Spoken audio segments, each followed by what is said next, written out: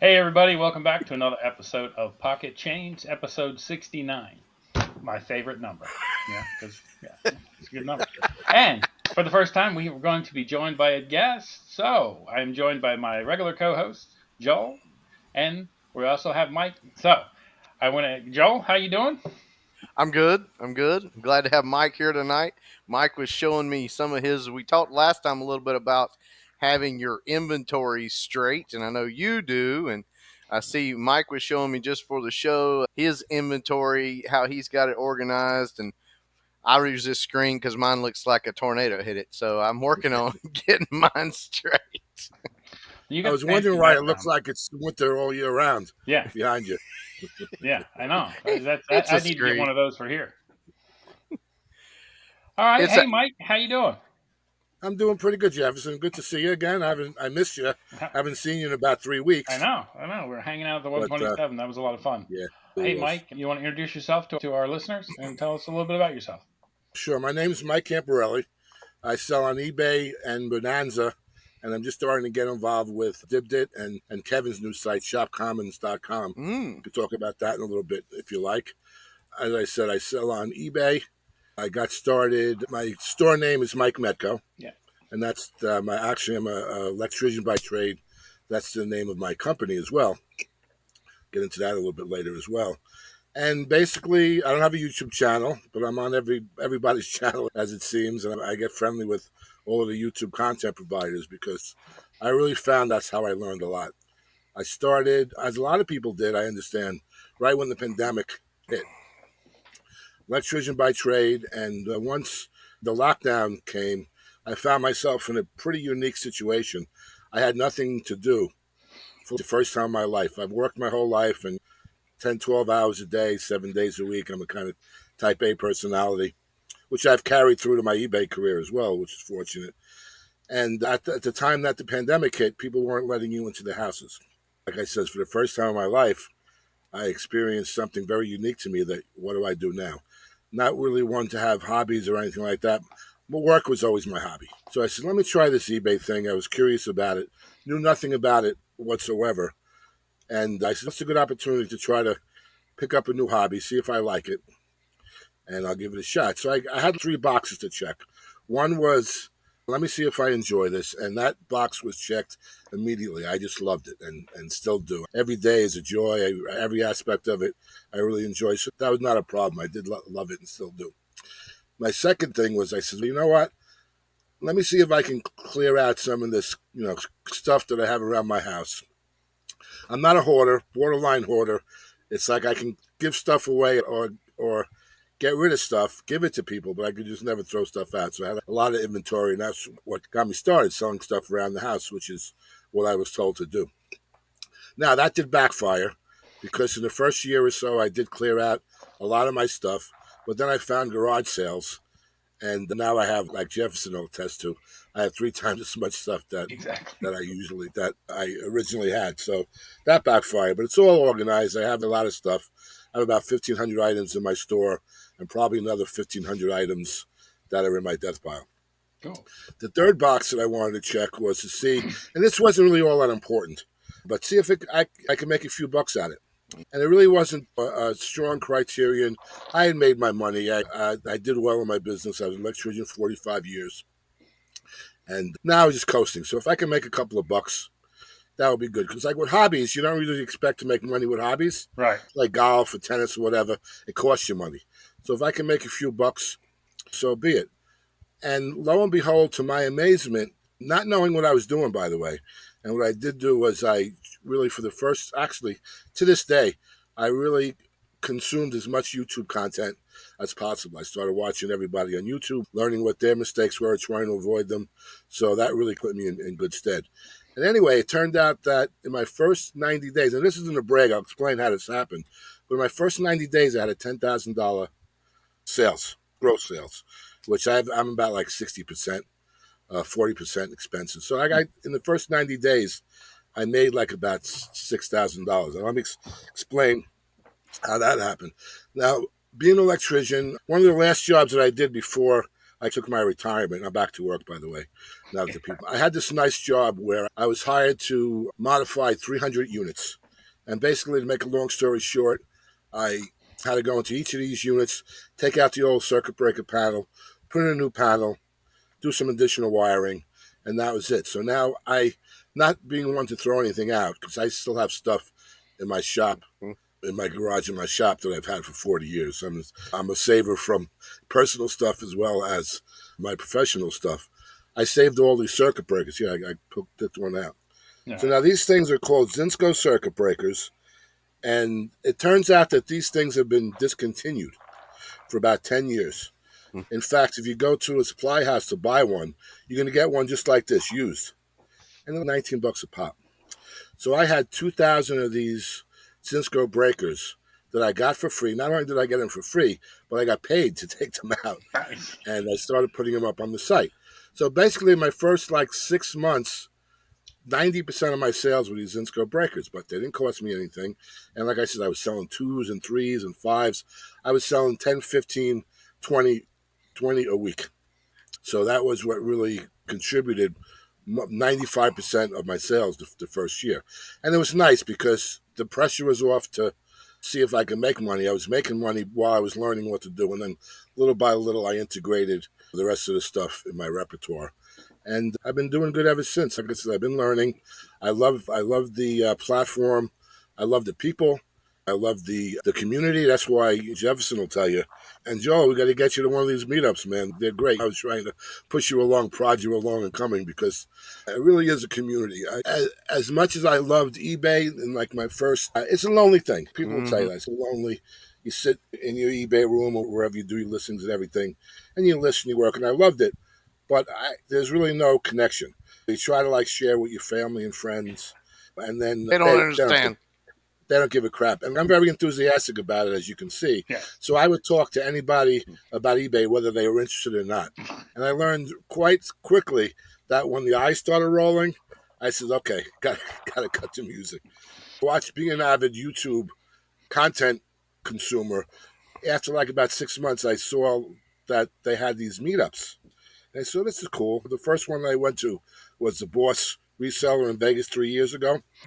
I said, let me check it out. I got the means. I'm single. I live alone. I only have myself to answer to. I love to travel. So I got on a plane and went to this reseller meetup. And let me tell you something, it blew me away. I did not realize what the community was like and how people were so supportive and were really cool. And that it's my people. It's our people. So I committed to, at that time of going to my first meetup, to go to every other one that I possibly could. And since then, I've owed up to that commitment. I've gone to the reseller rally in Cincinnati. I've gone to all the Trash to Cash meetups. I went to this 127 sale, and I really love it. So that's pretty much a long answer to a short question. No, it's a great answer about how I got started and what I like. But let me ask a quick question, Mike. Our show's going to be ladies and gentlemen, our show's going to be a little bit different tonight because, of course, we got Mike on. But quick question on that. Would have loved to have been at 127, but starting a new job, but didn't have the PTO. The big thing is I've been getting all these emails here lately about this eBay convention thing going on. How do you think that compares to, is that something, have you been to one of those? Is that something worth going to? Or is it better to go to what you're talking about, what Ben's has been going to, the Trash to Cash and the 127 and those kind of things? Yeah, well, actually, unfortunately, no, and no. I've never been to one. I've looked into them. And I think the eBay Opens back some years ago before I started might have been worthwhile. But from what the people have told me, and again, I watch all these YouTube shows and they report on the results, and eBay, unfortunately, is not responsive to our concerns. You go to they even have these virtual events. I go to all the seller updates, and you ask questions, and they don't answer any of the questions. So it's a bit of a wheel spinner and not worth your time. So I wouldn't really go to one of these in person. I check in, I see what the new developments are and everything. I like to stay. It's very important to stay abreast of all the changes and things that are going on. So at least you have a little bit of a leg up. I do think this time they're doing local stuff, just like the day before or the first day of. I've signed up for one of them. There's one in Tampa. I'm going to go check that out. I think Oh, it's less to do with the eBay, but more that you could probably meet more local people that do what you do. yeah. One in Tampa. There's two in Orlando, which makes no sense, and they're about a mile and a half from each other. I don't know how that worked out. So I'm sure they're And up. these are in-person events. These Yeah, are they're in in-person person. It's events. the night before the show, Yeah. and it's I'd just be eBay curious. sponsoring them, and you get a $10 Yeah. gift card if you go Yeah. for eBay. I get 100 of those. Yeah.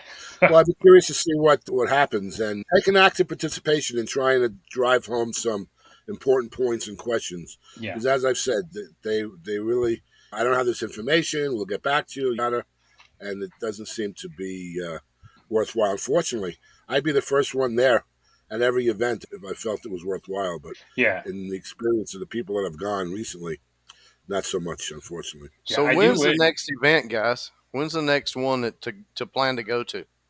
September. No, not the eBay Yeah. thing, but like the next event you would go to.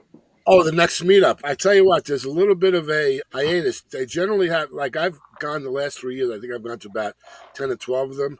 And there's usually every 2 or 3 months you can count on going to an event. Now, the Boss Reseller Remix, which is typically in October, it's been in October the last 2 years. They're not having it this October. They're going to push it out until March. So I think that's the next thing. The reseller rally on the boat, Pete and John, Cincinnati Picker, said that there's no immediate plans to have another one. They may have one later on down the line. And the Trash to Cash events that you could usually count on 2 or 3 a year, they don't have any plans to get something together. But I know Dave and Kevin and Carrie personally, and I nudged them. Yeah. And I see, because they want to do something. But to answer your question, there's not many coming up in the future. So I like to take the bull by the horns and organize things myself. And I had mentioned to Jefferson that because the Boss remix is not happening this October, and I've developed some really good friendships with resellers in Vegas. I got very close with John Miller from Flippin' Ain't Easy and Archie Biscuit Butt and Carrie, who still lives in Vegas but will be moving, and the Art of Resell and Sunny Las Vegas. And I miss those guys. And I was expecting on seeing them in October, so I'm planning a little impromptu meetup myself this October. I'm going to go out there. I am inviting everybody that I can come in contact with to come out. Joel, you're invited. Just Like a to go, little, but I'm yeah, starting a new job. But yeah, if you can give me the dates, like in 2 weeks, if you know exactly yeah. when you're going, I can No, tell I them ahead of will. time that I have Yeah, this plan.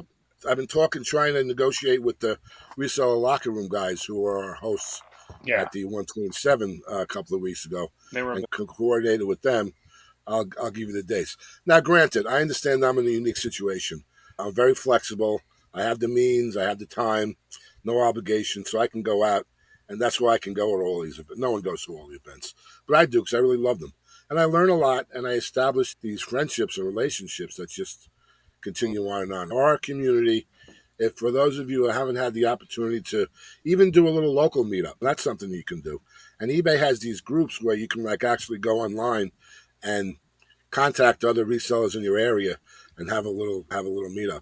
Sweet. And as I was saying, if you've never taken the opportunity to do that, you're really missing out. It's just you would think that why meet your competition? Why go picking with your competition?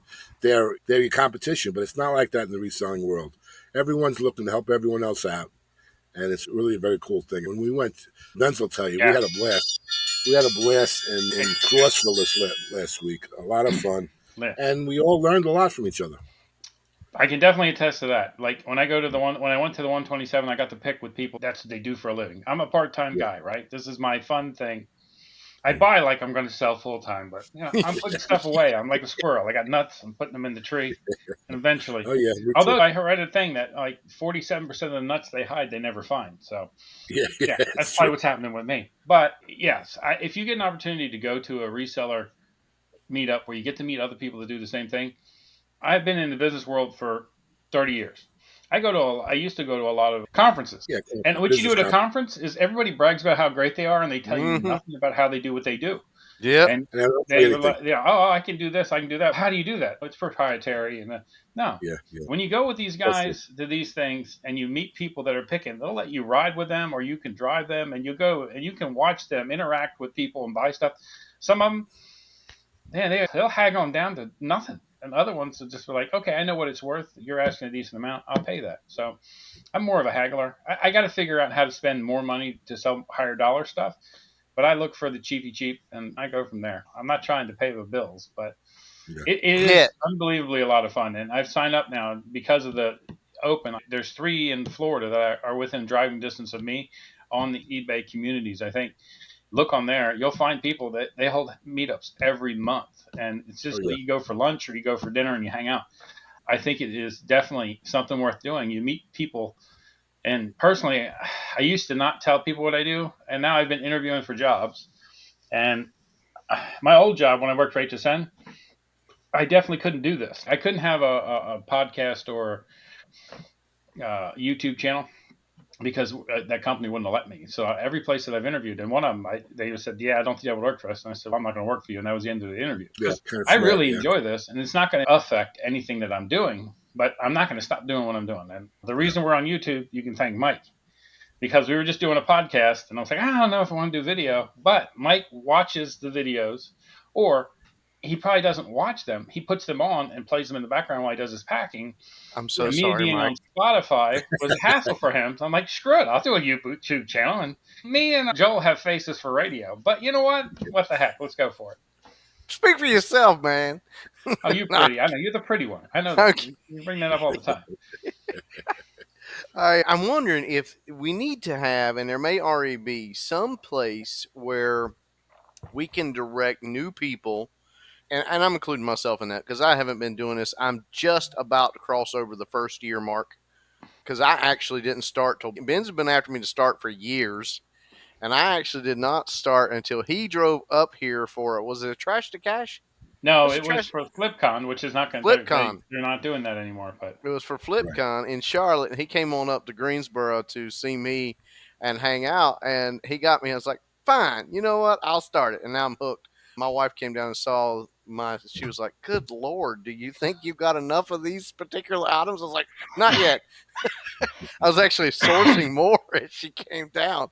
So you get hooked on this stuff. But back to my original point, is there a place we can go where these are things are talked about, where these events are listed, where you can say, oh, here's one in such and such. Here's one coming up, like the one you're talking about coming up in March, and possibly yours in October that you're getting ready to put together.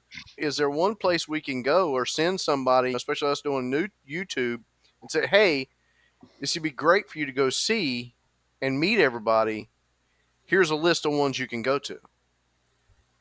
I don't. Oh yeah, absolutely. eBay has community boards where you can go to a particular area and just post a notice. I say, look, I'm Mike from Yonkers.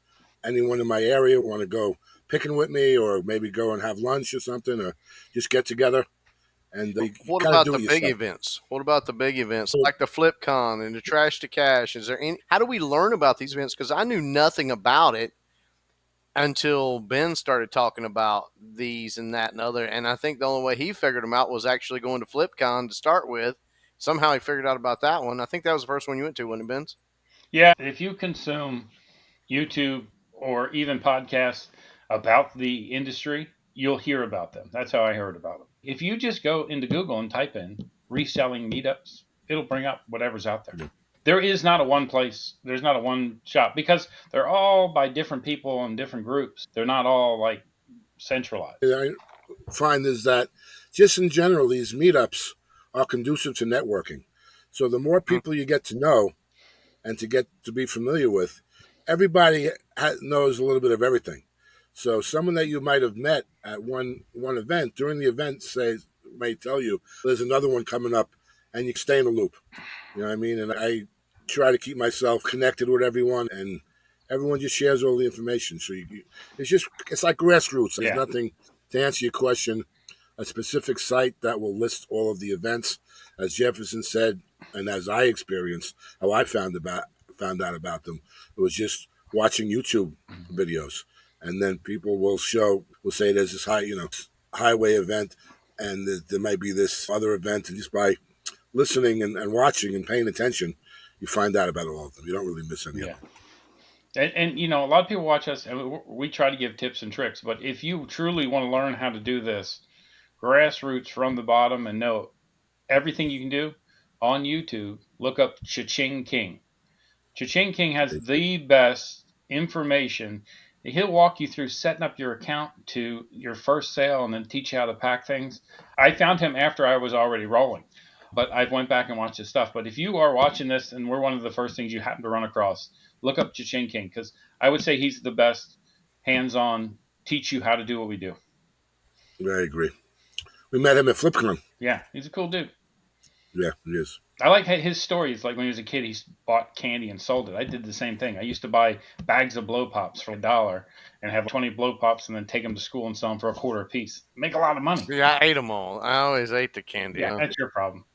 I always enjoyed eating the candy. I was the one buying the Yeah, I was buying trying the to make candy. enough money to pay for my lunch. Yeah. Oh, sometime we're not on camera. I'll tell you how I used to make my ice cream money, but I'm not talking about it here. It's a private conversation. You're very. He has these little short shorts. It was a neighbor guy. It's a long story. I've heard it. No, not like that. Not like that. Oh, okay. Sorry, that was my story. I don't know. You know what? Normal things we do, we're going to do. So how was your week? Joel, tell me how you did this week. I continue to prove your model and work on proving my model. I just crossed over 100 items again on here as I'm going through trying to hit my 620. Again, ladies and gentlemen, I'm going to do a shameless plug. Mike's probably heard this. He'd probably quote it. But if you want to know about our models, you need to go check out our series Pick or Pass. But as I'm heading to my 620, crossed over the 100, I was only at one. Was it 79 or 80? And I had my one sale for the week. And I was like, I'm only going to get one sale this week. And then as soon as I crossed over the 100, which was 250s, I sold another item. The rule that with Benz's thing where it's one item per 50, it's working, ladies and gentlemen. But this week I should cross over the 150, so we'll see if I get to 3. But yeah, I had a pretty good week. Actually much better than previous weeks. Actually, setting right now over $35, just sitting there waiting to cash out. So not my best week ever, but again, much better than selling $15 to $20. And there with my thing of trying to make $15 per item is actually it's working. Ben's told me, said, just keep on. I was like, I think I need to add another item. He's like, no, just keep on taking your pictures. So that's what I'm doing. I got my little boxes over there and my stuff's lined up for tonight and taking my pictures later this evening, provided the storm don't knock out my power. If not, I got 8 sitting in my phone already built up, so I'm good to go. But pretty good week. I'm excited to go through this week and see what's going on and all that. So which one everyone of y'all wants to go? How was your week? Mike, tell us about your week. I had a pretty good week. It's bounce back. Let me tell you what happened. Now during the 127, we were away for a week, and I started off by putting my store on time away with an extended handling time. But I actually, in the middle of it, I shut the time away because it does really curtail your sales. And I think over the course of the week, I sold like 10 or 12 items total, which is low for me. Yeah.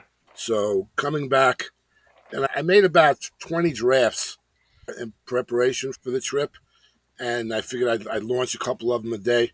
But I get impetuous. I get restless. So I launched them all like in the first couple of days. So I didn't have any fresh listings for the last 5 or 6 days of the highway sale. And that does adversely affect your sales. So I came back and I still was selling. I typically sell about 5 to 8 items a day on a normal. I told y'all he was a guru. Well, I wouldn't go that far. I just been at it for a while and I got a whole bunch of stuff listed. The first week back, now I tell you, we had fun, but I'm not a spring chicken. I'm 69, your favorite number. And these boys, the Resell Locker Room boys, they rode me ragged, man. We were partying and hanging out till 2 o'clock in the morning and out at the yard sales in the tent cities. And I had to keep up, but it wasn't easy. So like the week back, the first day back, I stayed in bed all day.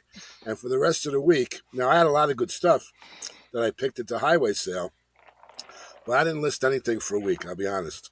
All I did for the week was stay in bed and watched all the YouTube content of the highway sale to give me a little something to do and to keep me in that mode because I really felt bad leaving. This meetup was particularly good at like really establishing these really strong, close bonds. So I miss these guys. So all I did for the first week was just sit and watch YouTube videos about the covering the event, the vlogs and the whole videos and everything. So that was 2 weeks ago. Last week I just said, okay, let me get back on the stick because it is true. If nothing else is true about the eBay algorithm, there's one thing you can count on. If you list consistently, you make sales. When you go a little slack, I don't care who you are, everyone says that same thing. So last week and this week, I started really listing like a nut, listing 10, 15 items a day. And usually I don't do that many. I'll list 5 on a day, 6 or 7. I go in spurts. But I really have been diligent the last 2 weeks since I had that 1 week hiatus of recuperating and listing and doing really well. It's paying off. I've been getting some good sales, some new items, and a lot of the items that I've listed from the meetup that I picked up. So it's doing good, and it's what you put into it is what you get out of it. It's as simple as that. Wait a minute. I have a question. I think I heard you say something, Mike. Now, you said you've been listing the items that you just picked up 2 weeks ago. You're actually listing those? Oh yeah, So you didn't just come home and. I came home and did shit.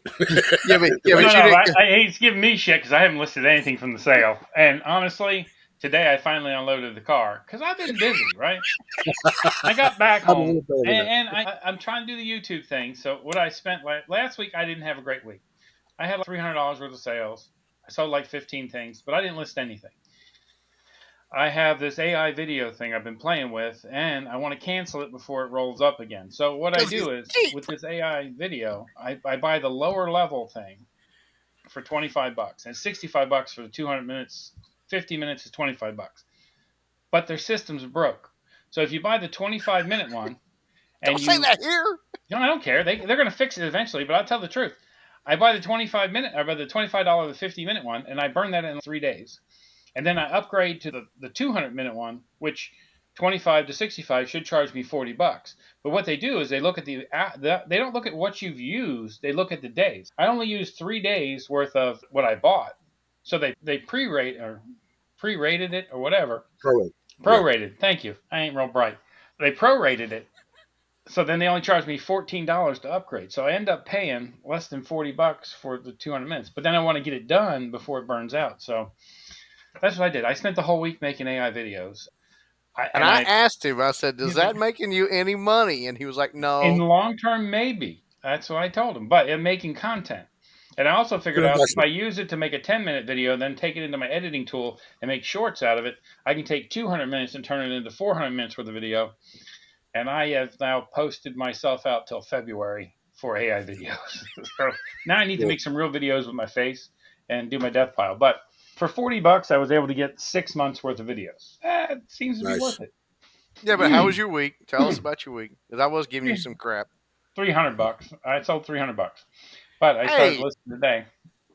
If I could do $300, I'd be happy. I've not had that good a week yet, but I'm getting there. I have so much stuff that I should be making thousands of dollars a week.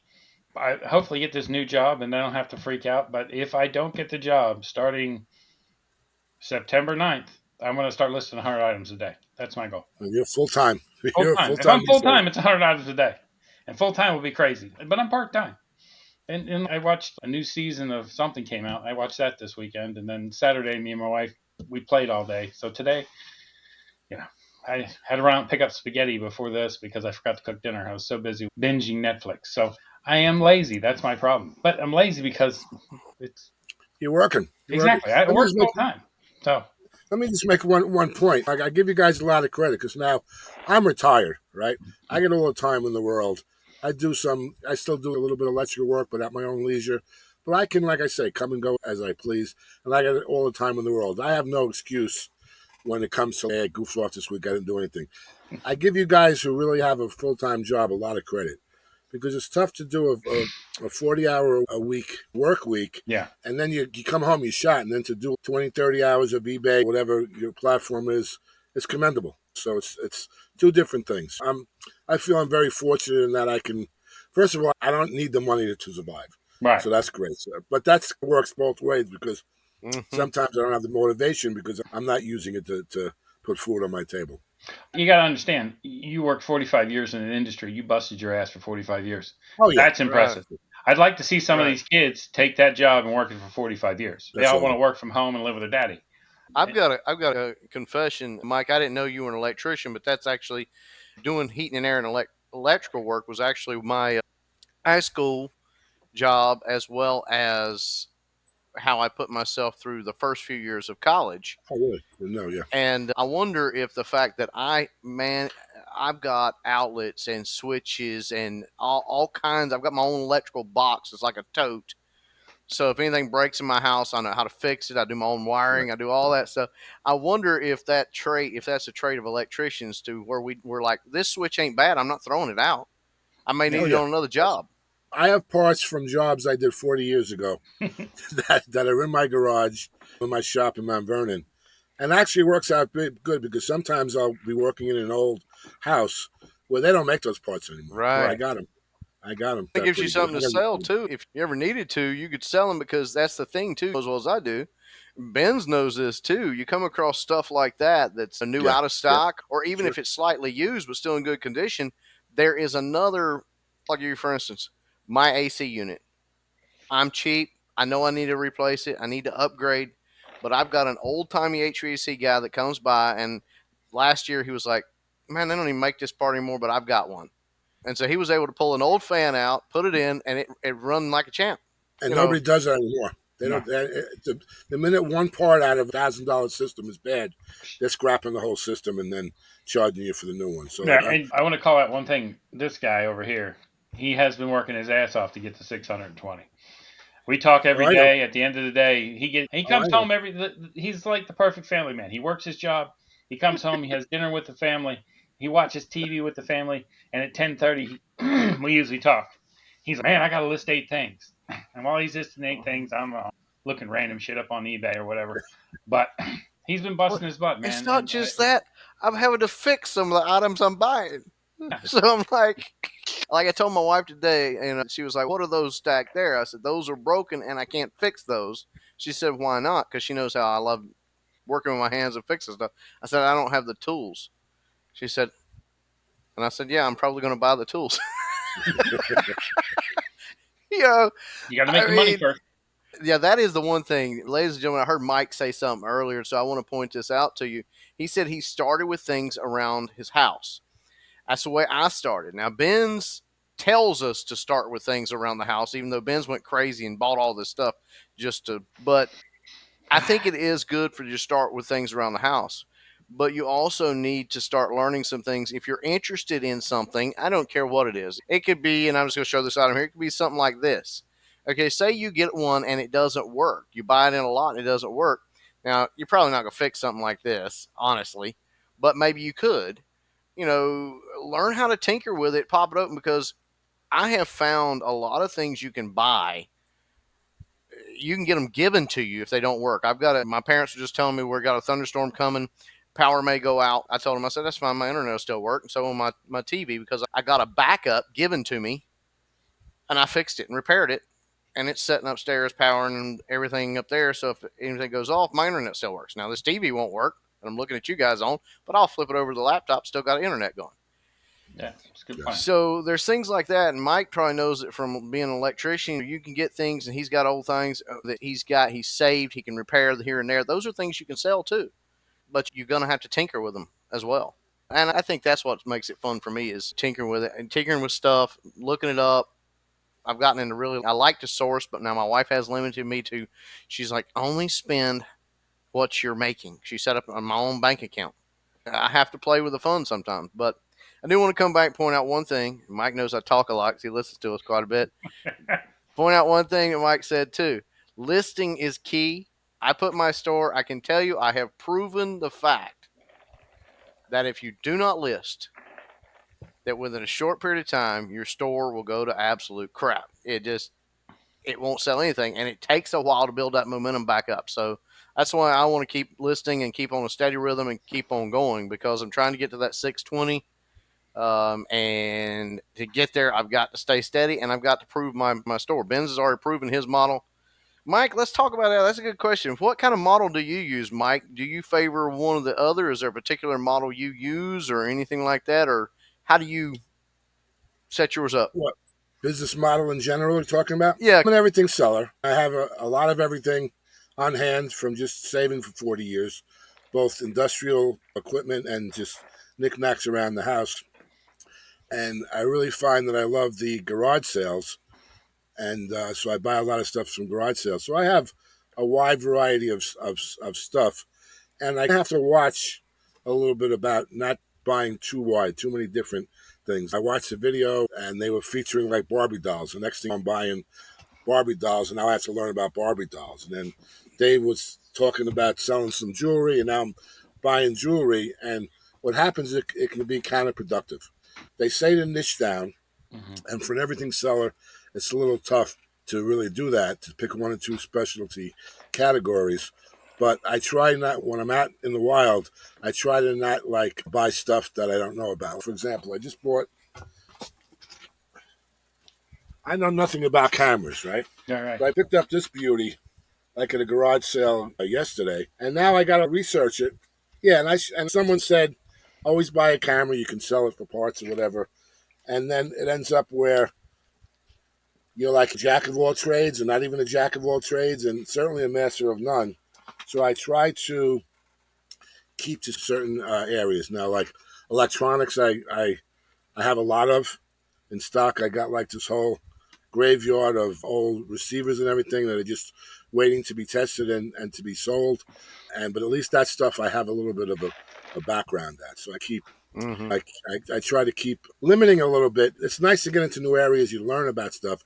But what I have to find is that I am very prone to running and jumping down rabbit holes and learning a new thing. And if I see that I'm spending too much time in one particular something that's not really productive, Yeah. then I just stop doing it. Even like fixing stuff and tinkering around. If I have a $24 item and now I found that doesn't work, and I found that I've spent like a half an hour Yeah. in tinkering with it.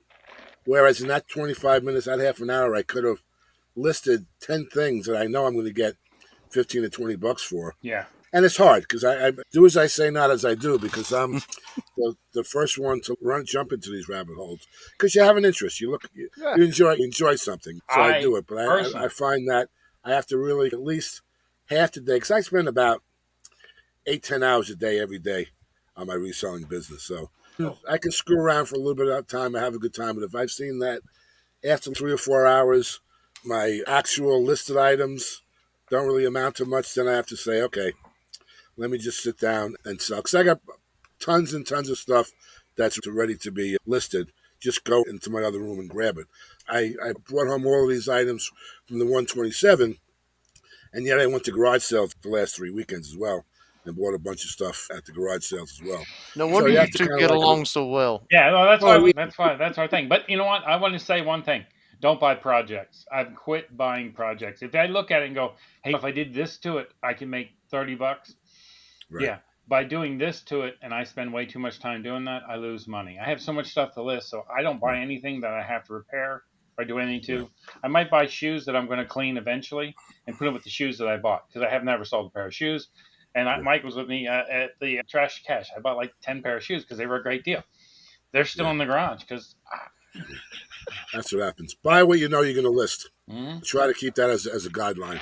If you know that you're going to just buy this because it's a good deal and it's going to sit in your death pile, and that's an opportunity cost that's not being satisfied. So buy stuff that you know. What I do is I'll find that when I go, even if I have a whole big death pile waiting for me, if I go to a garage sale on the weekends, I target about 8 or 10 items that I know I'm going to list, and I take care of those. Even though I got a lot of other stuff behind me waiting, at least I know that these items are going to be listed and be put up on the platform and be turned around. It's a good idea. I would say your model is, I kid Ben's about being the target of eBay. He's got a little of this, a little of that. He's got something for every shelf. So you would Me say too, you're the same way. pretty Whereas much. I'm moving more towards niche. I'm Yeah. trying to get out of ladies' clothes because me modeling it wasn't really selling them all that much. That's a joke, by the way. But To me, that's the best way, really, to Yeah. niche yeah, down because now you have a knowledge is so important. in this business. If you have a bunch of knowledge, when you go out picking what you're getting, when you go out listing, you're not spending hours on research, what to target, the different brands or whatever, and you stick with that, and you're going to do much, much better, you know, by following. You don't have to have just one niche. Maybe have a couple of niches that you're strong in, and then if something that's you can't resist comes along, of course you're going to buy it. You're not going to Right. leave money on the table. But focusing on the things that you know, and then develop that repertoire of information that's going to help you really be a real strong seller in that category. So you're on the right track, Joel. Definitely. Yeah, and we saw it at the 127. The group of guys from the reseller locker room, when they went out looking, like the one guy's super into albums, the other guy's into books, the other guy's into this, and they stuck to their niche and they found And they helped one unbelievable another, things. didn't they? What? They helped one another looking Yeah, because they're they like, knew hey, what his you're the niche record was. guy. The one guy found a record Yeah. that was worth like 2 grand, and the other guy bought a book collection that there was a couple books in there worth hundreds of dollars because Yeah, he knew about $400. books. Every time I buy books, they turn into kindling for the fire because they're not worth shite. It's true. Always buy Bibles. I don't care if Yes, I'm out yes, there I somewhere, agree. I'm buying a Bible because we have found through pick or pass that Bibles, it doesn't really matter what it is. Now, different eras sell better than others, but they all sell, which is interesting because none of my religious art's selling. I get looky loos, but and they'll watch it, but none of my religious art is selling. My indigenous art is selling. I don't understand it. That's because the sell through rate is abysmal. I knew that going in. I like it. And All right. I think that's Well, what Mike was saying too. Stick with something. It's cool to learn new things. So if you come across something new that you want to look at, learn about it, but be willing to learn. Don't buy Yeah. something that's you're not okay. And I'm just going to use an example. This is not it, but I came across a set of cross pins. Now I recognize the name. I was given one when I was a young kid.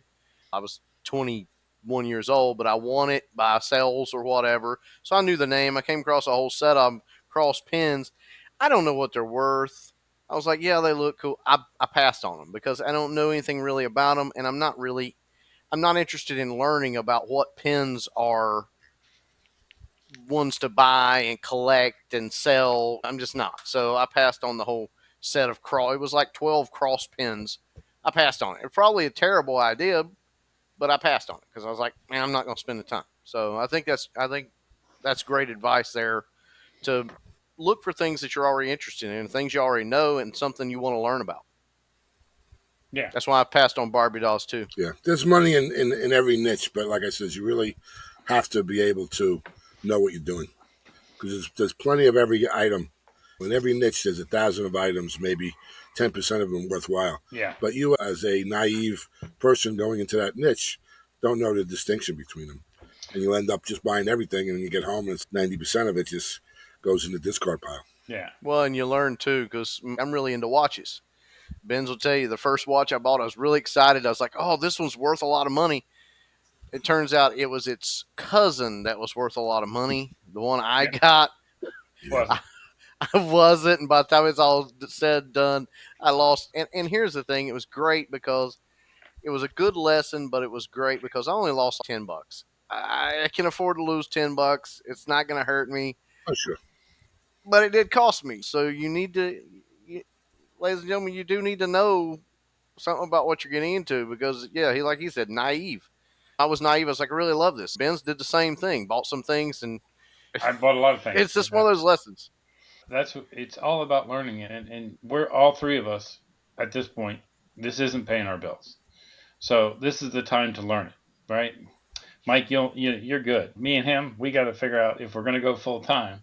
How can we do this full time? But Oh, I'm I going don't think full I time will. I think eventually. you will. And I'm that going makes full sense. time eventually. I don't know Once that I I figure ever out how to will get there. because I've got myself to a place with skills where I can be a leader and a build and get paid a decent amount of money. I still do this on the side, so I think I'll probably do this until I retire, whenever I retire, and then do this full time after that. But I don't Here's really. here's my thing, ladies and gentlemen. I am a night owl. I like I and part of the reason why I became a night owl, I was not a night owl growing up. I was one of those guys growing up that went to bed even in high school. I was very dedicated. Did very well in high school. Not trying to brag, but I was one of those guys who went to bed by 9 o'clock.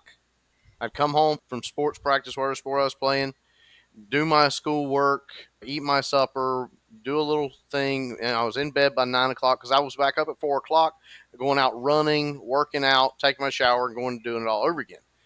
We know I don't work out anymore, but I've become a night owl because I really like peace and quiet. And when you get married and you have kids and you work and everything, the time you get peace and quiet is after everybody goes to bed. And so I'm a night owl. I like it. I like the peace and quiet. So my whole thing of going full time is because for some reason in the working world, the jobs that actually pay, for some reason they want you to get up before even God gets up. And you're working when I was working construction, you got to be here at 7 o'clock, load the truck. Mike probably knows exactly what I'm talking about because you want to Oh be on yeah, the job site. You want to be on the job by 8 o'clock, or you weren't going to get nothing done before Yeah. lunchtime. You had to be there at 7. With what I'm doing now, they want me there. It's just I want to be able to control again my own schedule, and I like to be able to pack things. So I like listing at night. I like coming down here at 10:30 to my eBay room, taking my pictures, turning on Ugly Betty or the ugly duckling, whichever you want to call it, and flipping the light on it, taking pictures and listing and doing all that. But I still had to be in bed by a certain time so I can get up. But eventually, I want to go full time so that I don't have to do that. That's Plus, I think it'd be cool, ladies and gentlemen, to actually be able to. And I've shared this with Benz, and I think Benz would really love this if he ever would get off the really wanting to go to a job kind of kick he has going on.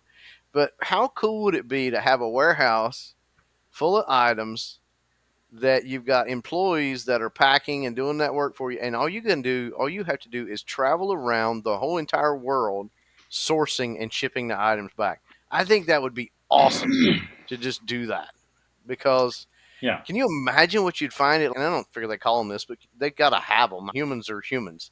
Can you imagine what you'd find at a yard sale in Indonesia or China or even the Curry. UK? What would you find? Could you imagine the stuff you could come across? Yeah. And that's my excitement. But That'd be a good YouTube channel. Just going around the country thrifting or doing boot sales or whatever. But I agree. Mike and I'll start doing that, Benz, while you work. I want the sounds economy good. to drop so I can buy a warehouse cheap, and then I'll do that. Because right now I looked at that as one of the things I was thinking about doing. Man, an old crappy building that's fallen down is $2 million. Well, that's because you're in Tampa. Move to North Carolina, and we can get you a warehouse a whole lot cheaper, brother. But the weather. I don't want winter. I will never live anywhere there's winter again. Mike, you in New York, God bless you. We don't If I have did winter that, here anymore either, really. yeah, I'm just saying. I'm not moving back to Pennsylvania or Delaware. I'm done. I don't want ice. I don't want snow. It's good. We're half back. My biggest problem is it's too hot. Yeah. Right now, there's no yard sales because it's too hot. That's a good problem because air conditioning ain't that expensive. Sounds like excuses to me, Mike, don't it? No, I'm kidding. I'm kidding. You We all know, have the same one. that's interesting, though, that we've got the Eastern right here in this circle, ladies and gentlemen. If you're watching this, you have Florida, you have halfway back North Carolina, and then you Yep. have New York. Yep. Yep. East Coast covered. So you got the East Coast spread out the whole thing. We should do one whole session just on what it's like picking in our area because I'm sure it's different. Ben's is down there with all the retirees and going to estate sales and stuff like that. Here, I'm digging out thrift shops and going to because we don't really have that many. All our yard sales, for some reason, have transitioned to Facebook Marketplace yard sales, which is Mhm. I don't even understand that whole model, but we just don't have the yard sales anymore. So you're doing a lot of, but you don't have the estate sales. So you're doing a lot of thrift stores and stuff like Goodwill and trying to find stuff online. Mike, where do you sort? You said you go to like garage sales and stuff like that too. Yeah, I make a whole science out of it. On the Thursday night, I check out all the garage sale apps, and I make a map, and I add estate sales in there, and then I put it on a routing map so that come Saturday morning, Sunday morning, I have a nice organized map to check out all the garage sales Where do we about. That's find these garage sale apps? See, this is I'm learning here. there's one called Yard Sale Treasure Map. Mhm. It's a free app. The other one is Garage Sales by Location, GSLAR, another free app. And what you do is you just click on it, you sign up for free, you click on it, and it gives you a map representation of all the garage sales in your area. And in fact, it works anywhere. So, like when I went to Las Vegas last time, I plugged in a Las Vegas area code, zip code, and I was able to generate a map for the Las Vegas area as well. It's good for the countrywide. So Really? all you And do he is does it old specify. school. He prints the map, like paper map Yeah, in his hand. He doesn't use yeah. the Hey, phone. I'm sure he's got hey, one there. at AAA, we still do triptychs, man. I'm used to it. I'm used to it. Yeah, see, he This prints is his my map. map from yesterday. I don't know if you can see it. Yeah. And what I do is I circle it and then I cross it out when I've gone there, and I move on to the next one. And that's very it works out very well for me. As far as Goodwills and Salvation Armies, we don't have any. It's unbelievable, but in the New York area, we don't. There's one. I used to go to visit my cousin when he was alive upstate, and they had one Goodwill, and I would go there every other week when I would go and visit. I had never been to a Bins until I went to Las Vegas, Yeah. and boy, that was a trip because I had never been to a Bins, and it was pretty cool. But We ought to meet so as far here. as We ought to yeah, meet here in my area. You, He has Vince, a you nice come back bin. up. Mike, you come down. that's And good. No, let's do that. and we've got a lot of Goodwills in the area, and we've got a Goodwill bins, and we've got quite a few thrift stores too. Your Um, bins was good. Your bins was a nice bins, and they kept refilling it while we were there. The bins here in Tampa is horrible. And just to complete the question of where I source, I have one aspect of my business model. I'm very fortunate is that I get it's not really consignments, but I have 3 or 4 people that I partner up with. They're all like AV installers and experts and everything and techs. And what they do is they provide me with merchandise. mm, Like I used to work with this one guy, Dean, and we would go into these high-end people's houses, these millionaires' houses, and take out like all their audio equipment and TVs, and get paid to install new ones. And then they'd ask us, "Look, would you mind? Could you just throw it all away for us?" Sure, we'll take it. And I would get so I have this constant flow of merchandise that I get for nothing. And what I do is and now that I'm not even doing that, same guy still comes to my house once a week and supplies me with merchandise. And then at the same time, I keep track of everything else. Like if I sell something for $1,000 and we've made some big sales like that, I would take out the eBay fees and what my tax would be. That's about like 40%. Yeah, And then the 60%, we just split 50-50. And that's they cool. trust me, I trust them. Works out really good. So I have this endless supply of free merchandise that all I have to do is list it. And then once it's sold, and there's no commitment to sell it at any particular time. They all know the nature of the eBay business, mm-hmm. and it works out pretty good. Like I know I was prepared for this because Jefferson said that we're going to talk about our sale of the week. Yes. So I pull this out. I don't know if you can see this, but this was an item that um, Wow, Yeah. look at Yeah. that. Nice. zero 145 bucks. zero cost. Yeah, I don't even know what the hell it is. It's a Brevo single gang tri technology keyboard reader, Bluetooth smart, and we got 149 for it. So now no zero purchase price. Yeah. We got it for free, and out of that, like 150, we'll probably get like about $50 a piece Nice. out of that for zero buy cost. Yeah, that's pretty. So I just Yeah, wrote that down. Trying to network with like installation people and stuff like that because that's actually a good idea. Is yeah, just start asking. Like, yeah. Oh, okay, I do it. I've got an old I do. refrigerator. And I, Yeah, I tried to I bought a part, so I thought that's what was wrong with it. Obviously, it turns out it's not it. I'm almost convinced because of my HVAC experience. I haven't put a set of gauges on it because I don't have a set of gauges to put on a mini refrigerator. But I'm pretty sure it's got a hole in it. It's got a leak. It's leaked down, and every time it clicks and shuts off, that it's the low pressure switch since it's not the defroster. So I was telling Benz, I was like, I need to put that out of the street, and I was like, I should strip it down. What parts are good off of it? yeah, And list the parts before I absolutely. throw it out to the street. So there's guys like that. It's interesting you should mention that. There are guys who do. I remember when I was in HVAC and electrical, we were stripping stuff all the time. We go in like I went in. I'll never forget doing this one house. The lady literally paid us just to change out all the switches and outlets from the old flip switch to the new Yeah, core. Because yeah, yeah, because that's what she wanted. There was nothing wrong with any of those outlets, faceplates, switches, anything. right. Still be used. And you could okay, so a switch is not that expensive, but you could lot it up and sell it for 10, $15. Sure, absolutely. Not a bad idea. Sweet. See, I'm getting ideas here. Sorry, Ben. Well, it pays to let people know what you do. Yeah, for It sure. really does. At first, I was like a little hesitant to say it because people look at you like you got two heads sometimes when you tell them you resell old crap for a living. But it works out good. Like I says, I have this relationship with these three different guys. Now you got to be a little careful with this. Is really not consignment. You got to be a little careful with consignment because the people don't know. They think that you're going to sell it right away and you're going to get $1,000,000 for it. And where's my money? So this is not consignment. This is just an arrangement that I have with people who know what I do. And I made sure to explain to them exactly how it works and what's involved. And then they just had this surplus merchandise that they're not doing anything with, so they were glad to give it to me.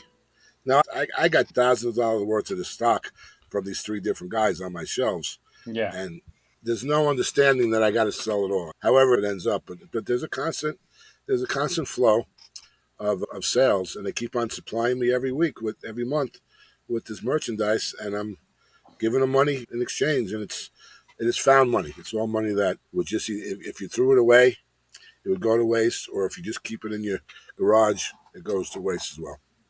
You know. Sweet. And then I have another sale. Actually, I'll just show you one more sale. I just got it just before the show started. This was something that a friend of mine. Yeah. It's a Yeah. pretty cool item. It's a pet stretcher, Yeah. and my next door neighbor just gave it to me. He says, "Look, just take it." Is that for wiener dogs? No, it's for big dogs. Pet The smell. guy who just bought it said, "Look, send it to me right away. I have a big lab that needs it, so I'm going to expedite Cool. it and get it out to him tomorrow morning." But this guy was more than happy. I do him favors too. He was more than happy to give me that stuff. He'd also give me a lot of. He had these Ford brake cables. Mm. He bought one from Amazon, right? And it wasn't the right one, but they sent him like 8 of them, and they didn't even want him to return them. And these things were like $50 a piece, so he gave them all to me, right? And I've been selling them off little by little, 50, 50, 50, 50 over the last year or so, last year and a half. And I said, Tony, you want? No, I don't want any money for it. Just I know you sell, and he was happy to give them to me. And I love selling free stuff, no risk. Yeah. Ben's has done that, and how I started. Literally when Ben's was here, a lady at Yeah. my wife's work had given my wife these two humongous bags of ladies' clothes. Some of them still had tags on them. I don't know what's up with ladies not wearing everything they buy. My wife and daughter went through it, and then they were like, "Okay, these bag and a half is going to Goodwill." And I was like, "Whoa, wait a minute." And I looked at Ben's, and Ben's was, yeah. And so that's actually what got me started. Was it was all given to me, and I was like, I got nothing to lose by listing these. Hard to resist, right? Yep, Yeah. absolutely. So it's All right. awesome. It's My awesome. sale of What the week. I was going to Not say, as what's your impressive sale as of the week? yours. It's a Belt buckle. buckle. It's an Ah, Ben's old niche. fire truck bunner, but I sold it for $30.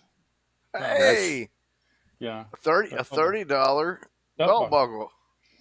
See, now I couldn't find a belt buckle that I'm going to sell for $30, Yeah, but you know the what? man It's been a knows. lot. I have, most of my belt buckles are $12, but that one, $30. I'm like, yes. Hmm. I know I paid $1, $2 max for it. Yeah, So, Joe, what was your sale of the week? cool. My sale of the week was probably a pocket watch that I got. Now I sold a sweater too, but the big money was a pocket watch. I paid $2.59 for it, and I ended up pocketing like, what was it, 1609 or something after the fees and everything. So pretty good markup there from $2. I'm getting more up into the whole. When Frugal Deals first started, it was if I can get double my money, I'm happy. Now I'm starting to get into CJ Ben's finds stuff where I'm going 5 and 10 times my money, which is even better. But yeah, part of that's learning how to source. Yeah. But yeah, that was my sale of the week. Was a pocket watch that I had paid $2.50 for, a little bit more than that, like less than 260. I could look it up, but I think it's like two. I want to say 257, 258. And after everything, it was like 1609 after the shipping and everything That's good. that I got for it. That's the thing we got to get to. I got to get rid of anything under $15. I need to quit selling it.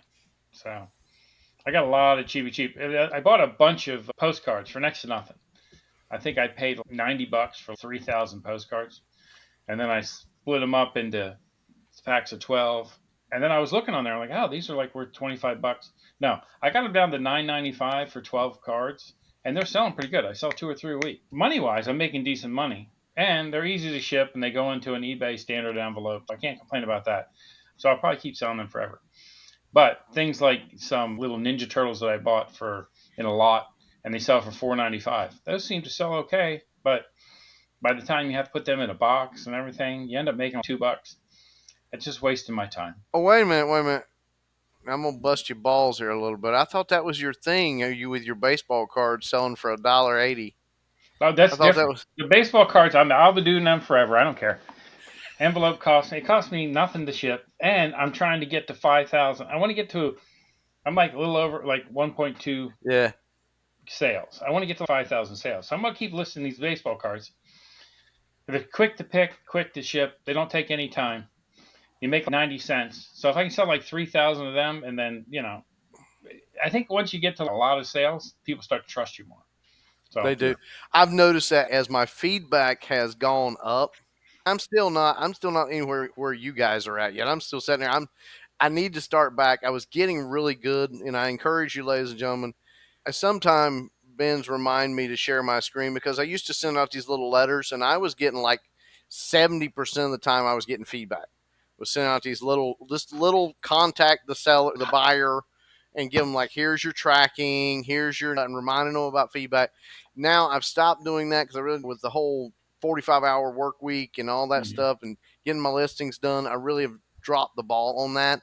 So I'm literally like not getting hardly any feedback. So I'm like, hey, if I get one, but I am up to 41, and I've started noticing that once I crossed over kind of that 30 mark, it began to cause an increase in communication with people. People actually asking me about items. My watchers went up. All this stuff. So the higher your feedback, the better it's going to be Yeah, for you. it makes a big difference. And Joe, I wish you would get back to that really, because I was proud of you. Because I know in your shows you were expressing things that you did that I do exactly the same, and it's effective for me. It makes a difference. They say that feedback, yes or no, is important. For those who read the feedback, it's important, and I think it really does Mm-hmm. help you engage. I have a five. I'll tell you quickly a 5 point communication process with all of my buyers because and I'll get them my feedbacks. Great communication, and for those that like the communication, it goes a long way. So what I do is the minute I get the ka-ching, I respond and I say thanks for your purchase, and you can just use voice actuated text. Just go into the eBay messaging. Thanks for your purchase. I'll send your item out tomorrow, right? Because I do next Yeah. day ship, same day shipping, or today, whatever. Then and it's all built into my process, so it really doesn't Mm-hmm. take any particular time. I don't like going on a Saturday and spend 2 hours doing this. I just do it on the fly. So I send a message at the point of sale. Then, as I'm fulfilling the order and processing it and printing the shipping label, I just click on contact seller. I have a boilerplate message already. Thanks again for your purchase. I will be sending out your item ground advantage. I plug the date in, and they know that I'm not fooling around. I'm getting the item out. I'm responding. I'm showing you that I'm right on top of it. And then I put a little promotional blurb in there. By the way, if you, I just got this whole three three paragraph thing. I won't burden you with repeating it all, but basically, I'm a retired electrician. I got a whole bunch of this stuff. If you're interested, blah blah blah. So it's a sales pitch, right? Mm-hmm. Then once at the end, this is one thing I do just on a monthly basis. At the end of the month, what I'll do is I'll launch a new sales coupon, and then I'll contact each one of the buyers and say thanks again for your purchase. You remind them, you give them a little time to appreciate the item, and then you remind them that you're still there. And I put another sales little promotion. Here's a coupon that you can use. It's 15% off any item in the store. So I like keep them in mind, to keep myself in their view, and it helps. And the feedback, and I even write a little handwritten note when I do send the packing slip in with the item, and I have a little handwritten note. I use the post-it notes, just thanks for your purchase, blah blah blah, and drop that in. And I can't tell you how many times people have said, "Boy, it's really nice. You put a little handwritten note in with the item." Just it hits some people, it doesn't hit other people. Who knows? But for those Yeah. that do, I think it's well worth it. And my all of my feedback has been stellar. You read my feedback, and you can't believe what I'm doing for these people, even if I'm patting myself on the back. And I've maintained 100% positive feedback That's man. for Yeah. 3 years, 4 And years. how many? And what's your feedback? And see, there's something I want to point out, ladies and gentlemen, because Benz and I have talked about this all the time. Because we're buyers as well. We buy on Right. eBay as Sure. well. If we're looking for an item, we go to eBay first to look at it. I bought the defrost board on eBay for my refrigerator. And that's where I'm going to go because there again, I'm going to buy where I'm at. And so one of the neat things is the communication, the feedback. But the one thing Benz and I talk about all the time when we go to buy is, wait a minute, this person's got 3,000, but they're at 98.7, or and then we see guys like you who are sitting there with so much feedback with 100%. And we're like, so it's doable. Sure. Just Sure. don't. So part of that is communicating, and the other part is doing what you say you're going to do. Yeah, that's it. You got to be diligent. You can't fool around. Like I know, I go to the post office every day, 6 days a week. I go on a Saturday too. I hand deliver the items to the clerk. I make sure I get the acceptance scan. I know it's not getting lost in the shuffle. I take the extra time to really follow through.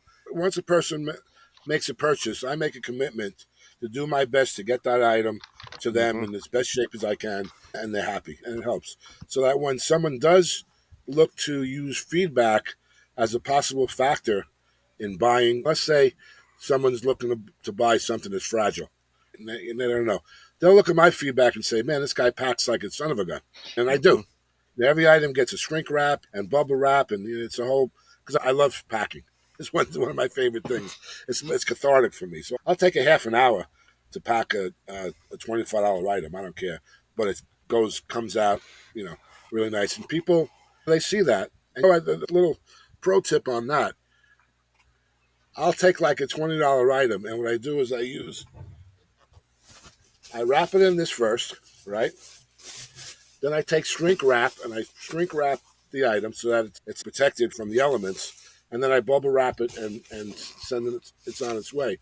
And right then and there, when the person opens up that package and sees the care that was taken in preparing the packaging, then that can solve a lot of sins. Immediately, you've gotten them. Immediately, you're on their side.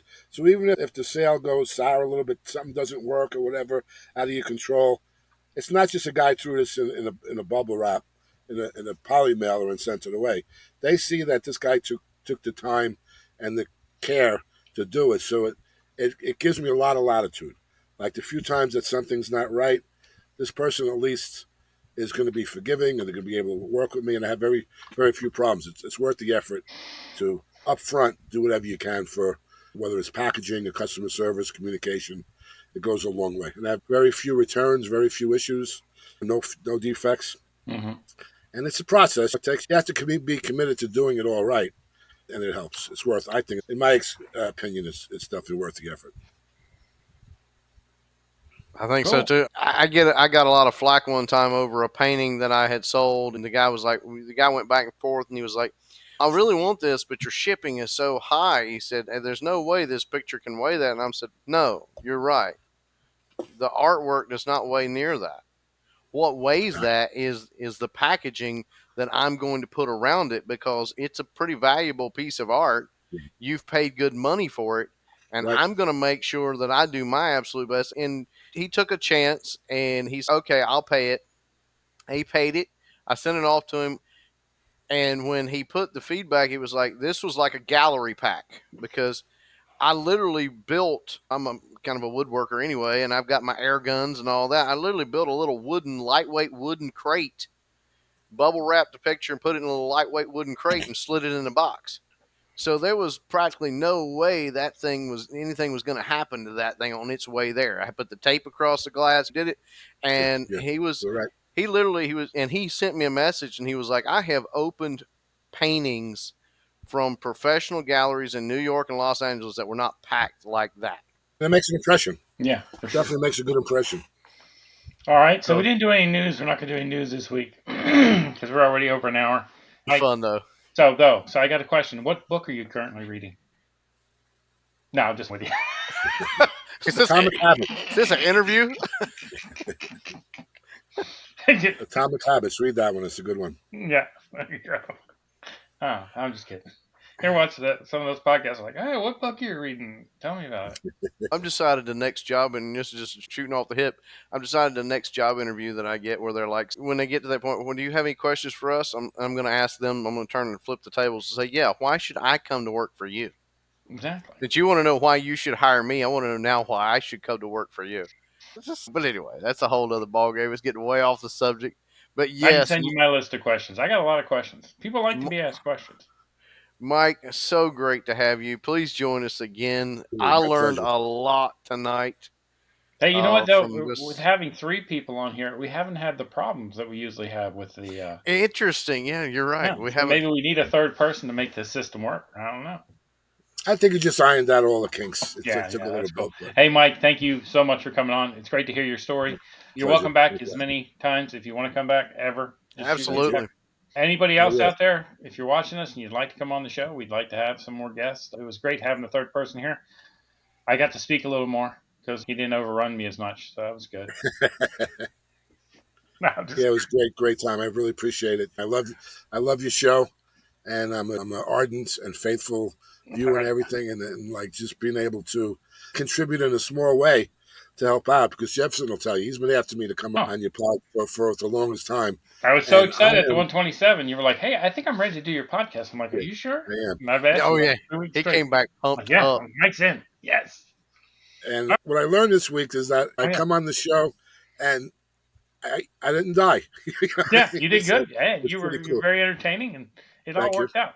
I learned Yep, this week that if you focus on just doing YouTube, you will sell less on eBay. probably, Yeah, probably yeah, true. yeah, that's what I learned this week. That's, And Joel, what'd you learn this week? I learned you don't need as much sleep as you think you do. That's a good one. Ben's All has, right. Ben's has been talking to me a lot this week, and we don't talk as much as we have this week, but we did this week, talked a lot, and I would be like, okay, I got a list, and then we would get off, and I'd be like, okay, I got to wind down. So I'd finally get in bed around 1, and I'm back up by around 6, 7 to get ready for work, and I was like, man. But by the end of the week, it didn't matter anymore. So, Unlike Wednesday, though, you were like, I don't know why I'm staying up this late. This is crazy. You were a little edgy. yeah, well, a little tired. I know, I know. I was like, poor thing. But But, one thing I would like to do, and Mike, if you will show it right quick, 'cause you showed me before the show, you've got a table or a toolbox or something right there beside of you, and that is like a shipping table or a packaging table or something that you work on. And so I would like to see it again, if you don't mind, just to see how you got things laid out. Because I'm a big proponent of organization, even though you wouldn't know it to look behind the screen.